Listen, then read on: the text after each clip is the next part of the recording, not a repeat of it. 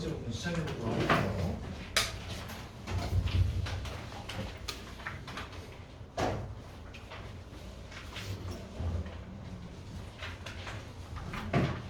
자, 두 번째 부분은 어떤 거에 대한 내용이냐면 해수의 어떤 성질에 대한 내용이고, 그래서 여러분들은 크게 두 가지를 구분하셔야 됩니다. 첫 번째가 물리적 성질, 그러니까 여기서 물리적 성질이라고 하는 거는 뭐 수온이 어떤 밀도가 어떤 이런 수치들을 얘기하는 거고요. 두 번째는 화학적 성질, 얘가 구성비가 어떻게 되고 여기 안에 어떤 게 들어가 있고, 그 다음에 뭐 기차가 얼마나 녹아져 있고 이런 것들에 대해서 저희가 이제 학습을 하게 될 겁니다. 자, 그래서 대부분 여러분들이 본데 유숙한 어디선가 본 듯한 내용들이 있기 때문에 여기를 특히 부담 없이 들으실 수 있을 거예요. 자, 그래서 우선 염분이라는 것부터 일단 설명을 하면은, 우리가 예전에 이제 수권이라는 걸 통합과학 처음 배울 때 뭐부터 저희가 얘기를 했었냐면은, 수권이라는 거는 크게 해수랑 담수로 나뉜다 이렇게 얘기했던 거 기억이 날 거예요. 자, 이 둘을 나누는 구분 기준이 뭐였습니까? 역시 한 학기가 지나면은 다 까먹는 거죠. 자, 담수랑 해수를 나누는 기준이 뭐냐면은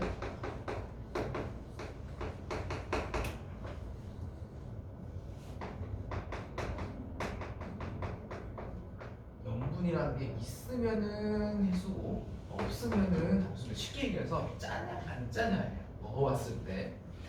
자, 근데 우리 이 염분이라고 하는 거는 아마 배웠을 건데 여러분들이 다시 한번 복습을 해보면은 물론 또 나오기도 하고요. 자, 저기 적혀 있는 것처럼 염분이라고 하는 거는, 자, 내가 이 비커가에 들어가 있는 게 바닷물, 즉 해수라고 제가 가정을 해볼게요. 얘 1kg 안에 뭐 NaCl, MgCl 이런 애들이 몇 그램 녹아 있니? 이게 바로 물의 정의예요. 그래서 헷갈리시면 안 되는 게, 자, 해수라고 했을 때 물 1kg랑 해수 1kg는 다른 거예요. 가까워 생각하시는 분들이 있던데, 자, 해수라고 하는 거는 뭐랑 뭐가 들어가 있는 거냐면 물이랑 염류가 들어가 있는 이 두 개가 섞여 있는 용액으로 우리는 앞으로 해수라고 부를 겁니다. 그래서 그냥 물 1kg랑 해수 1kg는 다른 거예요. 오케이? 자, 예를 들어서 그럼 이런 건 거야. 자, 이런 애들을 우리가 앞으로 짠만 내고 쓴만 내고 이런 애들을 염류라고 부를 건데, 자, 예를 들어서 이런 겁니다. 이 해수에 염분이 35pSuAO라고 하는 거는 이 해수 1kg 안에 염류가 그 중에 35g 들어있어요. 우리는 앞으로 이렇게 이해를 할 거예요. 해수라는 거 1kg 중에서 이 염류가 얼마가 들어가는지 수치로 나타낼 때 염분이다라고 하는 거죠. 이해됩니까? 자, 그럼 만약에, 자, 물어볼게. 어떤 해수가 2kg가 있는데 얘 염분은 40ps예요. 자, 그럼 여기 염분이 몇 그램 들어가 있는 거예요? 1kg당 40g 들어가 있는 게 두 통이 있는 거니까 80g 들어가 있는 거죠. 그쵸? 자, 그럼 이렇게도 물어봐. 그러면 순수하게 물의 양은 얼마야? 해수량에서 빼주면 되죠. 그쵸? 1920g이 되겠죠. 이렇게 계산할 수 있는 겁니다. 오케이? 그래서 염분이라는 숫자가 높은 거 말 그대로 물 안에 소금기 같은 게 굉장히 많이 들어가 있다라고 생각을 해주시면 됩니다. 오케이, 여기까지 이해되죠? 자, 두 번째, 여러분들이 기억하신 것도 뭐가 있냐면, 이 염분이라고 하는 애들을 이러고 있는 애들은 우리는 염류라고 부르긴 했는데, 얘네들의 1등, 2등은 무조건 기억을 하셔야 돼요. 바닷물이 주로 짠맛이 나는 이유는 누가 백도를 돌리기 때문이 아니라, 자, 일단은 염화나트륨이랑 염화망가네슘 이 두 개가 1등, 2등으로 가장 많은데, 바닷물이 주로 이런 염류가 존재하는 이유는 해저화산 때문이에요. 정확히는 해저화산에서 이런 나트륨이니 염화이온이니 이런 것들이 계속 분출되고 있기 때문에, 그래서 계속 이렇게 염류가 일정량이 유지가 되는 겁니다. 아시겠죠? 1등, 2등은 꼭 기억을 해두셔라. 자, 염분 밀접 공기실은 어디선가 들어보셨을 거예요. 내가 50psu짜리 물을 뜨든 아니면 20psu짜리 물을 뜨든 이 총 이게 총 100%의 염류다라고 했을 때 그 중에 각각의 염류들 염화나트륨이 예를 들어서 70%, 염화마그네슘이 20% 이런 식으로 구성하는 비율이 항상 어딜 가냐 일정하다라는 그런 내용입니다. 예를 들어 볼게요. 이런 겁니다. 자, 지금 요거는 대충 핫페스트 대충 한 32 정도 나올 거예요. 예를 들은 거예요.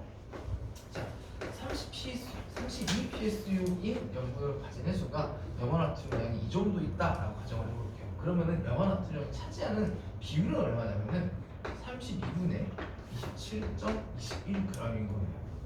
이만큼 차지하고 있다는 거예요. 자, 근데 만약에 내가 40 PSU인 해수에서 염화나트륨이 얼마 포함되고 있는지를 알고 싶은 거야. 그때 이용하는 게 바로 저 염분 밀정 법칙인데 이 값이 항상 어디를 가든 같게 유지가 된다라고 하는 게 바로 저 염분 밀정 법칙인 겁니다. 오케이?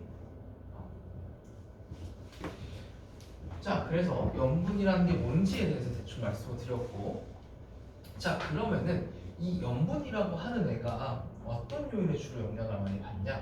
이 세 가지 요인의 영향을 다 받는데 결론은 이겁니다.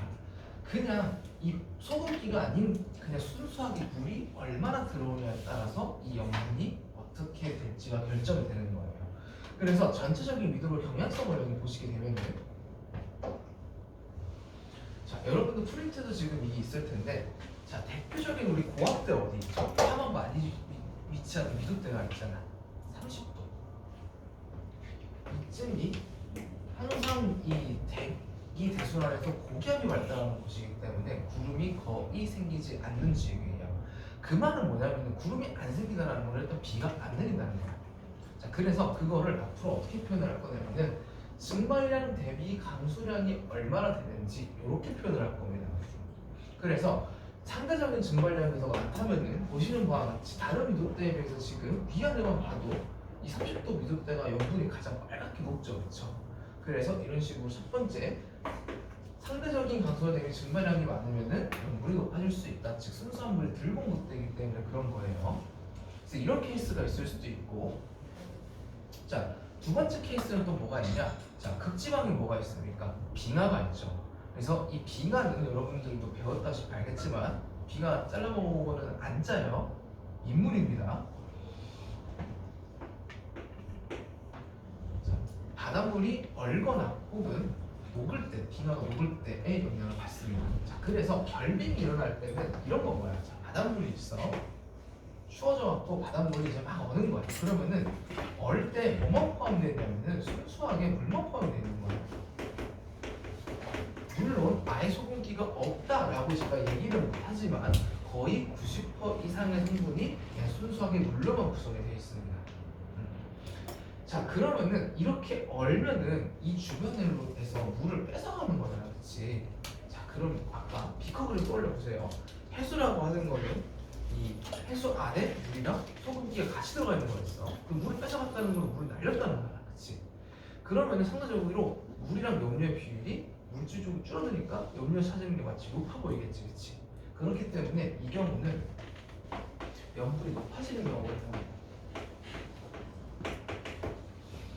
거꾸로 해빙은 녹는 거잖아, 그렇지? 얼음이 녹는 거니까 순수한 물을 공급을 시키는 거예요. 밍밍하게 만드는 거야. 그래서 이 친구는 염분이 낮아지는 거에 해당이 되겠죠. 납득되죠? 그래서 극지방 쪽에 갈수록 보통 이 결빙보다는 해빙이 주로 일어나기 때문에 계절마다 물론 차이가 있긴 합니다만, 그래서 밑지방으로 갈수록 염분이 낮아지는 걸 볼 수가 있습니다. 극지방에서.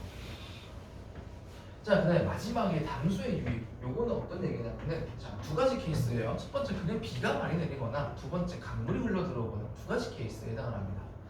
그래서 자, 이거는 어떤 특징을 보시면 되냐? 자, 같은 미도대를 보세요. 얘도.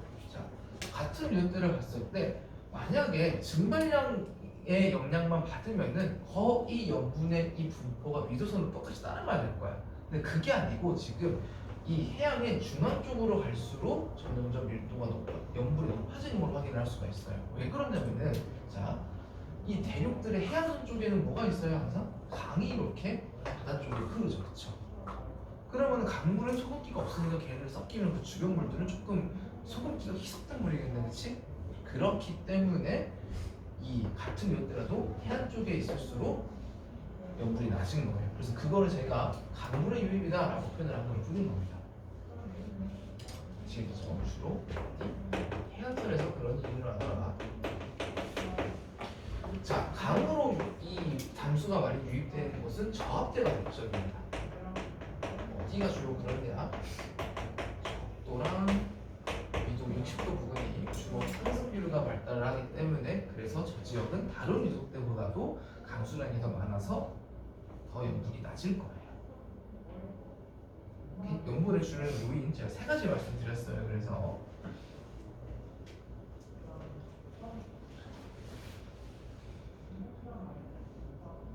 대체로 이 오른쪽 그래프를 보시면은 날아가는 양이랑 비가 오는 양이랑 이 비추는 양이 거의 똑같은 방향으로 뛰는 걸 볼 수가 있는데 예외가 있는 부분은 이 부분 극지방들 강수량이 다른 지방 뭐 증발량만 해서 강수량이 다른 지방보다 높은 역분이 낮죠. 이 경우는 왜 생기는 거예요? 두 개는 아까 극지방에는 염분 결정하는 거 누가 많이 관여한다 했어요? 비만. 그래서 여기는 낮은 이유는 뭐냐면은 해수에 해빙이 영향을 미쳤기 때문에 다른 곳보다 염분이 낮게 나타난다 이렇게 판단할 수 있는 겁니다. 아시겠죠?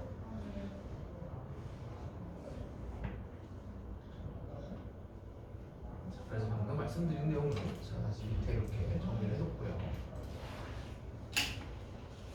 자, 이제 소금기 얘기했으니까 이제 온도 얘기하겠습니다. 얘도 이제 보는 스케일이 전 지구적인 스케일이라고 보시면 돼요. 얘는 간단합니다. 자, 단순하게 생각을 하는데 이렇게 저희가 어렵게 구sil 풀어하려고 하지 않아도 저희도 지방, 지금 적도 지방 쪽으로 갈수록 날이 따뜻해지고 극지방으로 갈수록 날이 추워진다라는 거는 여러분들이 상식적으로 아는 내용일 거예요. 자, 근데 당연히 해수는 공기랑 맞닿아 있기 때문에 이 공기의 영향도 받는단 말이에요. 그래서 자, 여기 보시면은 어디였지? 제가 자료로 보여드릴게요. 그래서 이렇게 지금 위도선이 있으면은 등수원선, 즉 수온이 같은 선이 주로 이렇게 위도에 나란하게 분포하는 것을 확인하실 수가 있어요. 이건 제가 이따가 문제 풀다 한번 다시 한번 자료로 확인을 해볼게요. 자, 그럼 이제 표면을 봤으니까 이제 수직 방향으로 잘랐을 때 수온이 어떤지도 이제 얘기할 건데 이것도 여러분들이 중학교 통합과 주구장창 했던 내용입니다. 자, 주로 중위도는 여러분들이 이 오른쪽 그림에서 보시는 것과 같이 세 개의 층으로 해수층은 크게 구분이 된다. 어떤 기준을 따라서 이 수온의 기준을 따라서 구분이 된다라는 거는 익히 알고 계시는 사실일 거예요. 자, 여러분들이 중요하게 기억할 층은 사실 혼합층이랑 심해층인데 자, 혼합층 왜 생기는지 혹시 기억나나요?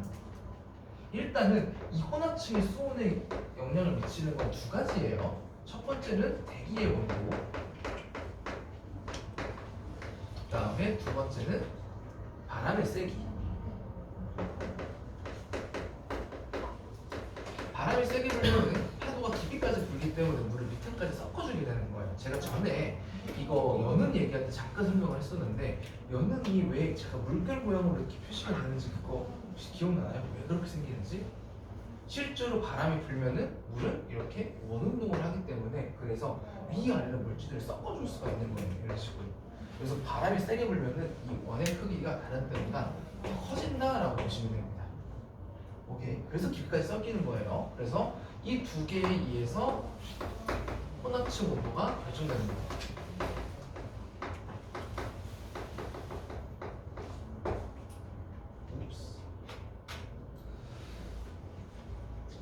자, 그 다음에 심해층은 뭐에 영향을 받냐? 제가 수온 자체는 이따가 얘기를 할게요. 연중 항상 수온이 이거는 기억하시면 좋아요. 4도씨가 항상 일정합니다. 일정이 되는데 대충 수온이 4도 정도로 일정하게 유지가 돼요.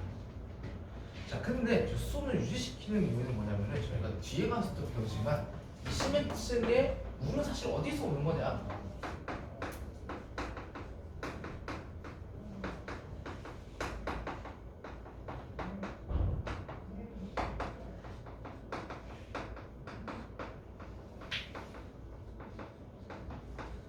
엄한 데서 오는 게 아니라 그 지방에서 가라앉은 해수가 이 심해층이 가라앉아 있는 거예요.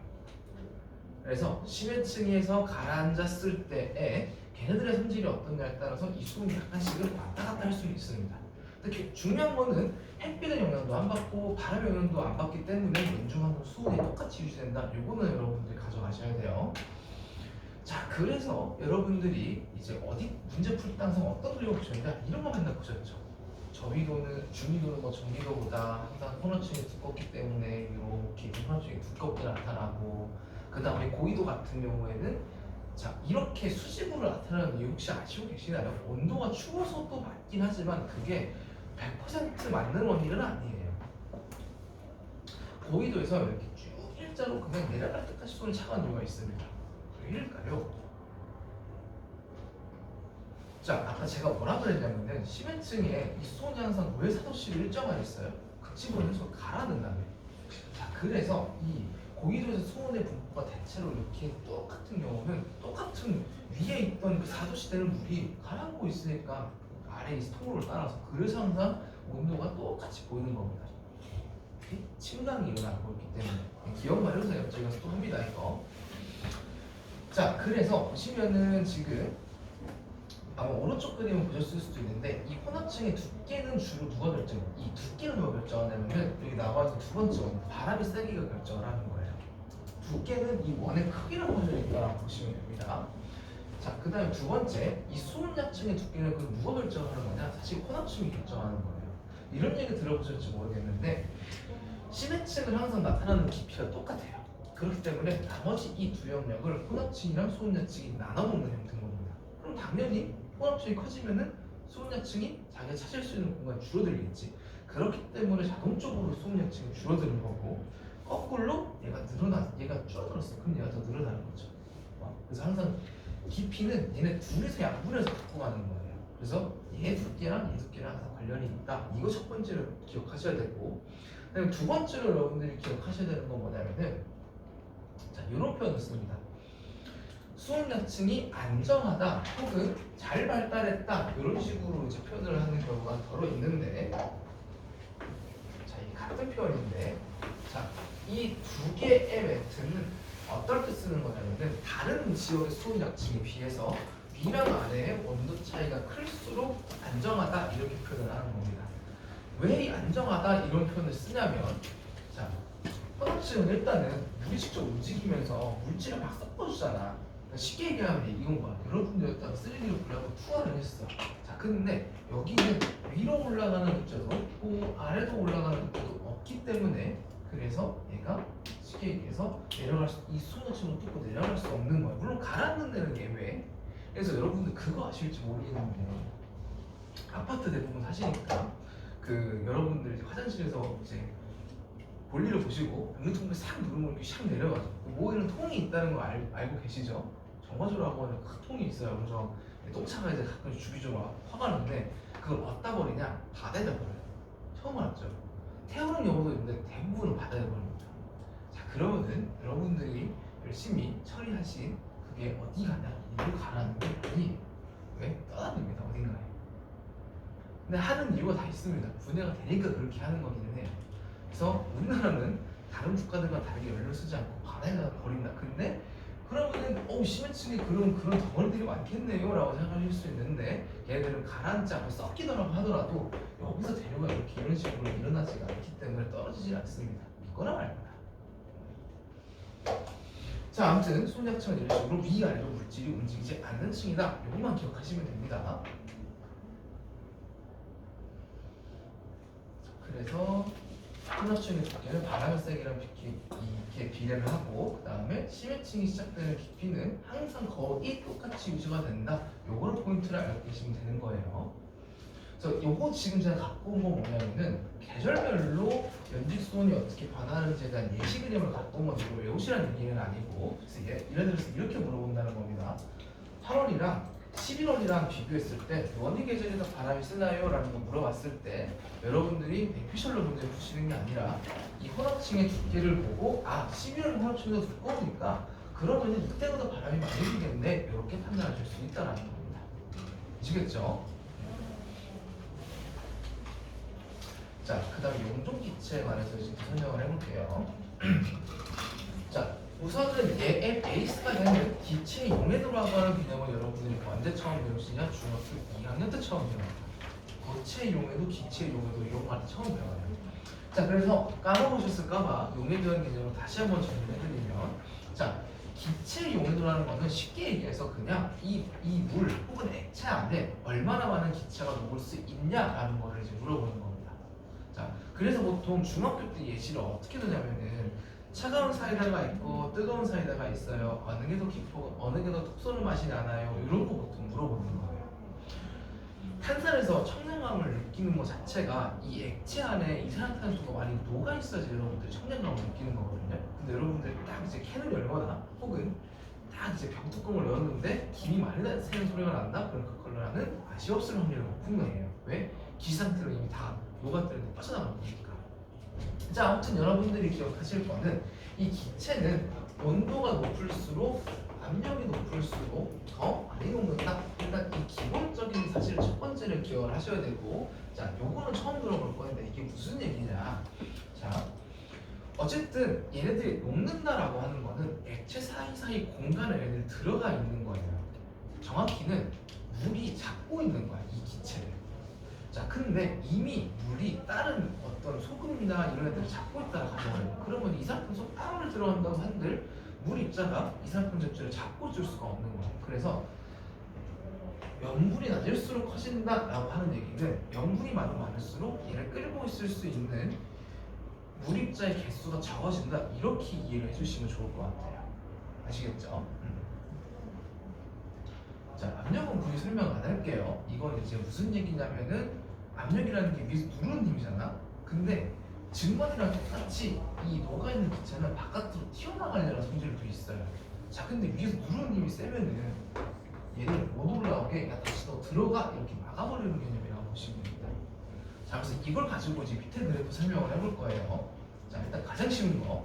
자, 용존 이산화탄소량이라고 하는 거는 말 그대로 이제 해수 안에 깊이별로 용존 이산화탄소가 얼마나 녹아있냐 이 그래프를 나타내는 겁니다. 자, 왜 내려갈수록 이산화탄소량이 많아지냐? 첫 번째 관련된 게 뭐라 하냐면은 동물들의 호흡이랑 관련이 있어요. 여기도 물고기들이 살잖아, 그렇지? 자, 근데 물고기들은 광합성을 하는 애들이 아니라 세포호흡을 하는 애들이에요. 여러분들 세포 그 학식 방식 지겹게 외웠죠? 반응물로 뭐 나옵니까? 에너지가 나오면서 물이랑 이산화탄소가 나오죠. 그래서 그 이산화탄소가 여기다 축적이 되는 거예요.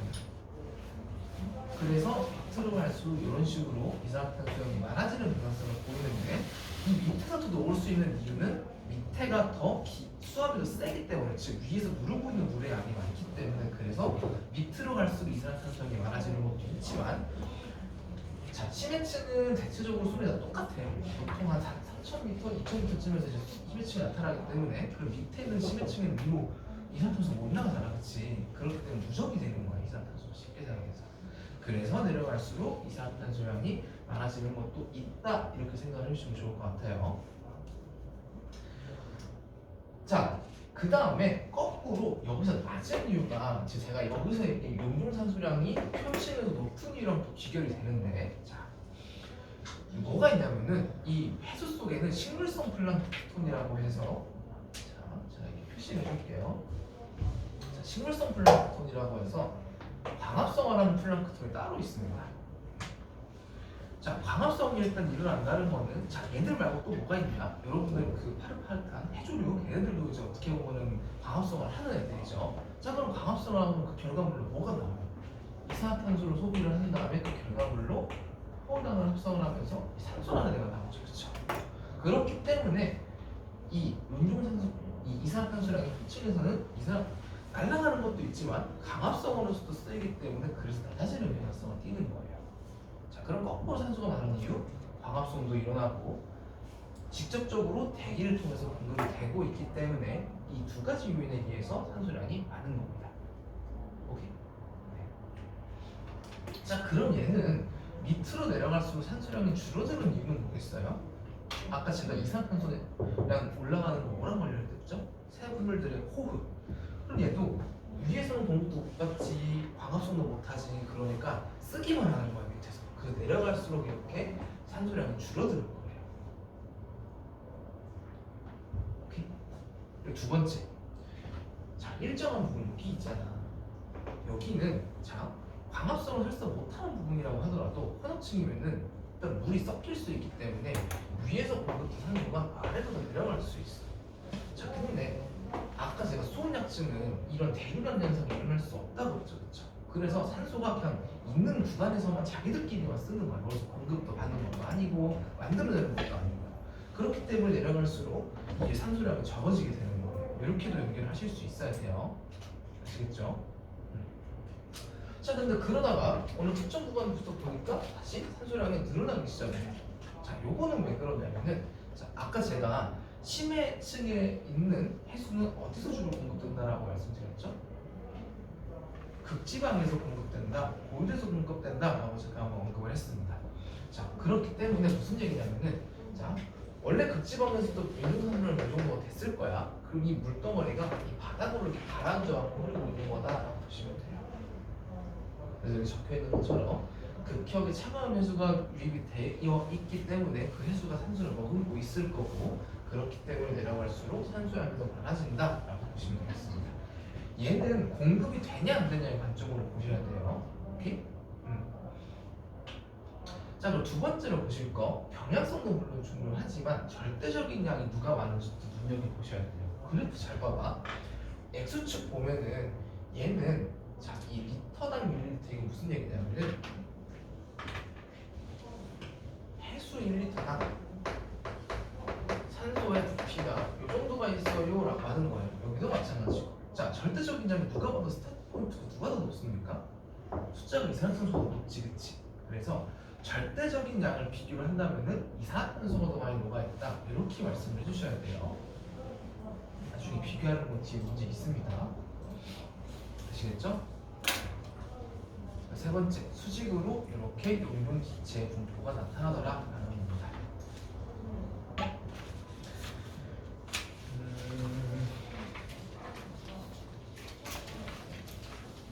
자, 세 개를 풀었기 때문에 저희가 자료 분석을 두 개만 해볼게요. 여러분 13페이지로 가보실게요.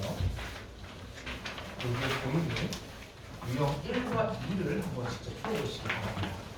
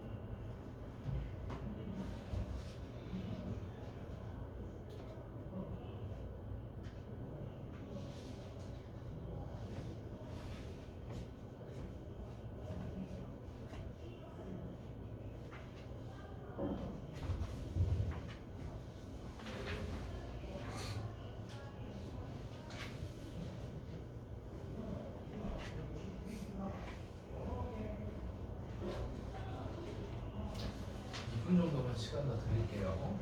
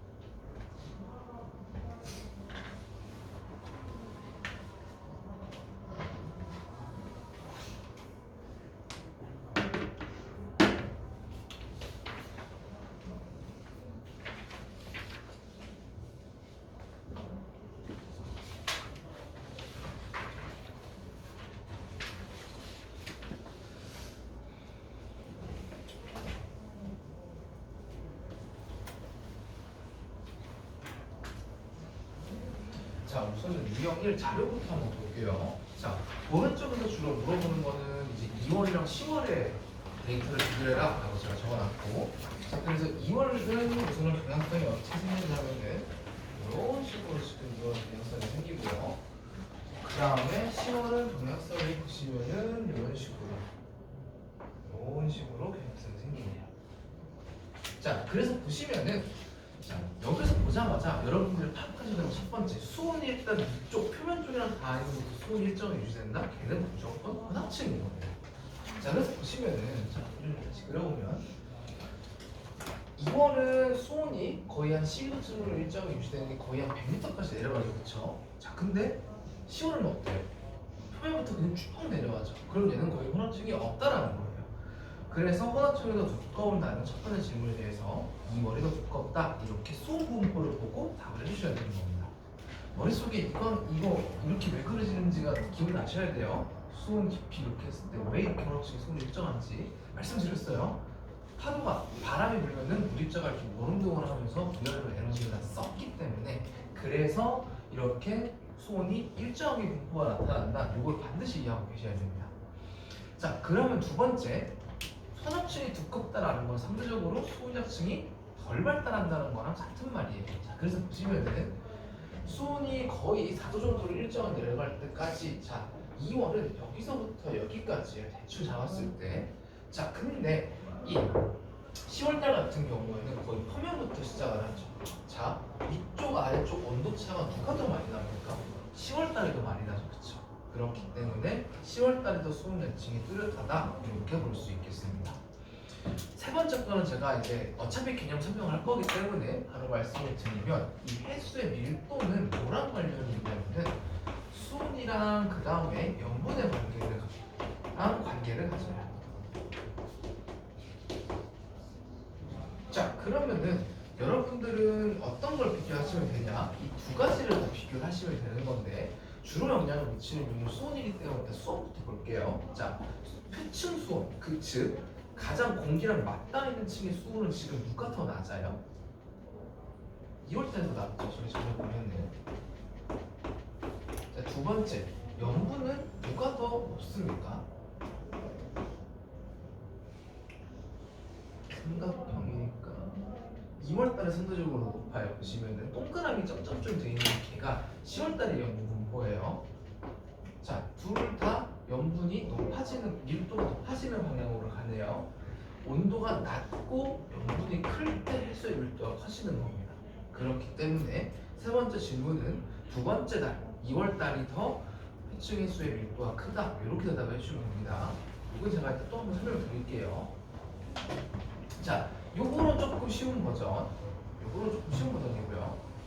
자, 밑에는 자료가 조금 낯설 수 있는데, 자, 요거는 봤을 때 여러분들이 어떻게 해석을 하면 되냐? 요렇게 돼 있는 데이터를 여러분들은 요 형태처럼 보이도록 여러분들이 머릿속에 그 기준단을 가지고 그려보셔야 돼요. 자, 일단 문제에서 물어보는 게 7월이랑 12, 2월에 데이터를 비교하고 있기 때문에 제가 수직으로 떠서 한번 그어보겠습니다. 이런 식으로.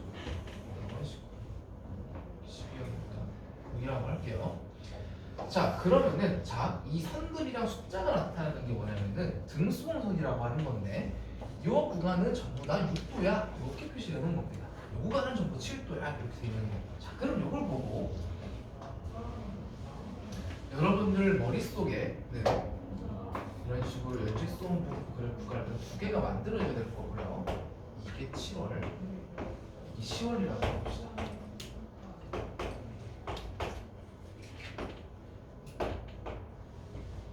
자, 우선은 7월 달은 피층의 수온이 대충 10도 정도 되는 것 같고요. 그 다음에 12월은 피층 수온이 7도 정도 되는 것 같네요. 그리고 6도까지 내려가는데 얘가 60m 정도 내려가니까 수온이 6도 정도로 낮아지고 얘는 거의 수온이 변화가 없네요. 60m에서 6도라고 했을 때. 자, 그럼 그래프 그려보게 되면은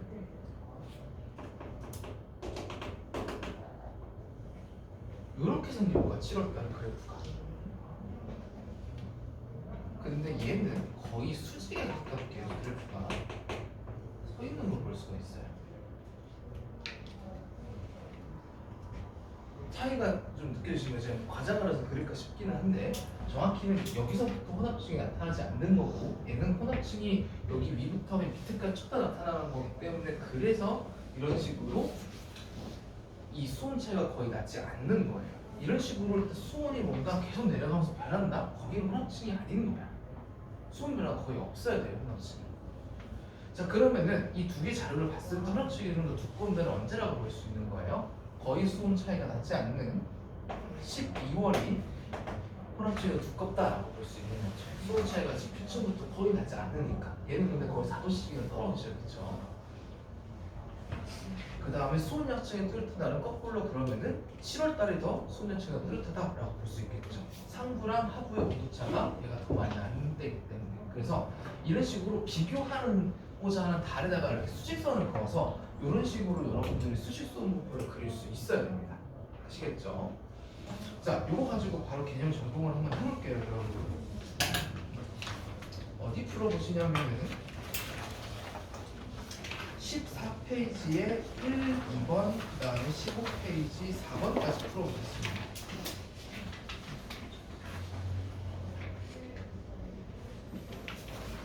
이렇게까지 풀고 좀 풀었다 갈게요.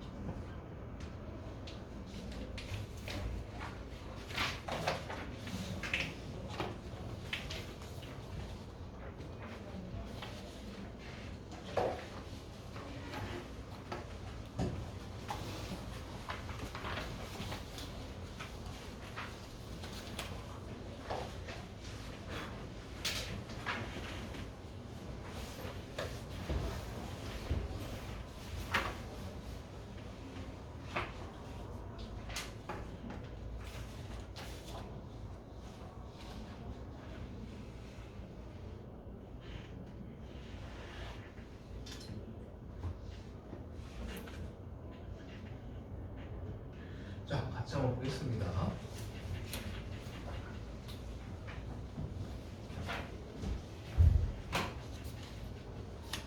자, 우선 1번부터 볼게요. 자, 1번은 우선 지점이 A, B, C 이렇게 세 개가 찍혀져 있고, 여기서 주는 정보는 증발량 마이너스 강수량이다 라고 되는 거예요. 자, 그래서 이 수치가 클수록 여러분들은 어떤 정보가 기억을 하셨어야 되냐면은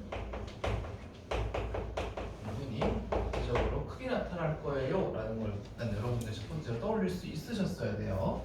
자, 우선은 A점이 고압대에 위치하냐라고 물었는데 이거는 이제 기본적인 대기대수나 상식이 있어야 되는 거였죠. 자, 60도랑 0도는 이 두 부분은 제가 저기압이 발달하는 저압대다라고 제가 말씀을 드렸어요. 그래서 고압대라고 했기 때문에 일단 기억이 틀렸고, 그냥 니은 핵심연분은 B지점이 C지점보다 높냐라고 했는데, 자, B지점은 지금 보면은 증발량 마이너스 강수량 값이 150 근처에 위치하고 있어요. C는 보니까 근처에 값이 마이너스 100이네. 자, 그럼 당연히 증발량 마이너스 강수량 값이 큰 곳이 연분이 높겠죠, 그렇죠? 그렇기 때문에 핵심연분은 B지점에서 높다 맞는 말이고요. 자, 그럼 디귿 C지점은 증발량보다 강수량이 많냐라고 했는데, 자, 이게 음수라는 거는 자, 증발량에서 강수량을 빼니까 이게 더 크니까 음수가 나타나는 거겠죠, 그렇죠? 그렇기 때문에 디귿도 맞는 말입니다. 그럼 응답은 얘는 디귿이 정답이고요. 자, 얘는 기본적인 아까 제가 말씀드린 해수의 밀도에 관련된 지식 여러분들이 있으셨어야 되는 문제인데, 다시 한번 공식으로 적어보면 해수의 밀도는 수온에 반비례하고 염분에 비례한다 이렇게 작성을 했었어요. 자, 그러면은 자, 이 둘이 일단은 A랑 B가 밀도가 같아. 자, 근데 보면은 염분이 누가 더 높냐면은 A의 염분이 더 높죠, 그렇죠? 자, 그러면은 염분이 높은데 밀도가 같으려면은 거꾸로 수온도 똑같이 올려줘야지 밀도가 같아지겠죠. 얘가 올리면 되니까 또 밀도 줄여줄 때가 있어야 될 거 아니야. 그래서 기억은 10보다 크다 맞는 말이고요. 자, 그 다음에 니은은 1보다 크고 1.027보다 작냐라고 했는데, 자, 그럼 이제 B랑 C를 비교를 해볼게요. 해수의 온도랑 염분이 다 나와 있으니까, 자, 온도 조건은 같아. 자, 근데 염분은 누가 더 크냐면은 B가 더 커요. 자, 근데 염분이 높을수록 밀도가 크댔으니까 당연히 이 값보다는 작겠죠. 자, 당연히 1보다 큰 이유는 뭐예요? 물보다는 밀도가 해수 밀도가 무조건 커요. 아시겠죠? 무조건 1보다 커요. 그래서 이유는 맞는 말이고요. 자, 증발량 마이너스 강수량 얘기 또 나왔네요. 자, 이게 크다라는 거는 상대적으로 뭐가 크다는 얘기예요? 염분이 크다라는 얘기다. 같은 말입니다. 그럼 여러분들은 A랑 C의 염분을 비교해 주시면 되는 거겠죠. 누가 더 큽니까? A가 더 염분이 크죠. 그렇기 때문에 증발량 마이너스 강수량도 A가 더 크다 이렇게 대답할 수 있는 거죠. 그 정답은 염분은 디귿이다 이렇게 볼 수 있겠습니다. 자, 다음 4번입니다.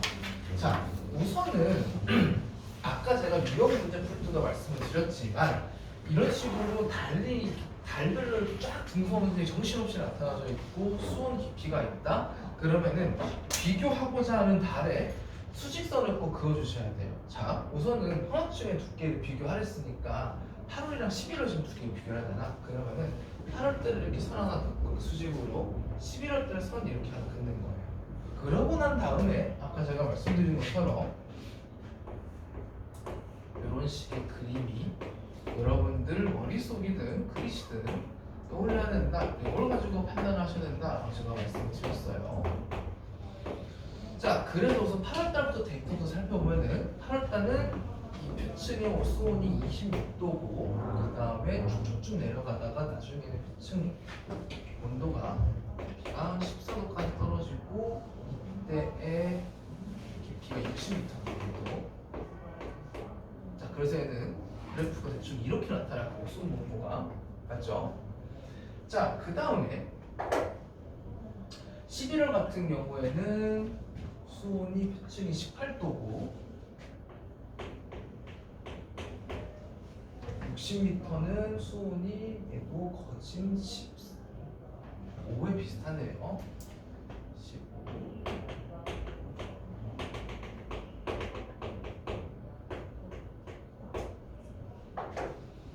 그래서 얘는 그래프가 이런 식으로 그려지게 된 거예요. 대충. 그래프 기울기가 이게 이 그래프 수직으로 서 있을수록 혼합층이 발달되는 층이다라고 제가 아까 말씀드렸습니다. 자, 그래서 혼합층의 두께를 봤을 때 얘는 피층부터 그냥 수온이 쭉 내려가잖아, 그치? 자, 근데 얘 같은 경우에는 여기 경향성을 보시더라도 거의 수온이 변하지 않다가 내려가요. 정확히는 그래프가 이렇게 그려졌다는 거예요. 이렇게 가다가 어디서부터 이렇게 조금 내려가기 시작하는 거예요. 굳이 그리지 않아야 돼요. 그렇기 때문에 혼합층은 8월이 얇다라고 볼 수 있는 거죠. 이 그래프를 그림으로 봤을 때. 자, 그 다음에 니은 보면은 깊이 20m의 해수의 염분은 2월이 8월보다 크냐는데 얘는 직접 점을 찍어 보셔야 돼요. 자, 이게 20m 선입니다. 자, 2월 달은 이쯤에 점이 하나 찍히고 8월 달은 이쯤에 점을 찍히는데, 자, 어떻게 판단하냐? 등 염분선, 즉 요선을 가지고 판단을 하시는 건데, 얘가 경향성이 지금 밑으로 내려갈수록 값이 커지잖아. 근데 보세요. 지금 2월 달에 이 등 염분선, 이 점 찍힌 부분은 33.25와 33.0 어딘가 사이에 있어. 그러니까 여기가 어딘가에 2월에 염분이 있는 거예요. 자, 근데 8월 달은 지금 보면은 점을 찍어보니까 32쯤에 찍히죠. 누가 더 염분이 큽니까? 얘가 더 염분이 크다. 2월 달이 더 크네. 그렇기 때문에 2월에서 염분이 크다. 이것도 맞는 말이고요. 얘는 이제 이렇게 똑같이 수치를 가지는 이 등 염분선에 대해서 여러분의 데이터를 볼 수 있냐, 이게 관건인 거예요. 자, 그 다음에 디귿 표층에서의 밀도는 2월이 8월보다 크냐라고 하는데, 자, 이거 공식 그대로 써보는 겁니다. 자, 우선은 수온은 누가 더 낮냐면은 2월 달이 더 수온이 낮고요. 자, 그 다음에 염분은 클수록이니까 2월 달은 대충 33과 33과 33.2 이거 어딘가에 사이인 거예요. 그래서 얘는 2월달 33인 거고 8월 달은 층의 염분 31 정도예요. 31.5. 자, 염분도 누가 더 큽니까? 2월 달이 더 크죠. 그렇기 때문에 이게 좀 온도가 높고 염분도 더 높기 때문에 2월 달에 밀도가 크다라고 볼 수 있겠네요. 그래서 정답은 기억 니은 디귿이 정답이에요. 아시겠죠? 자, 쉬었다가 여러분들 9시 10분에 다시 시작하겠습니다.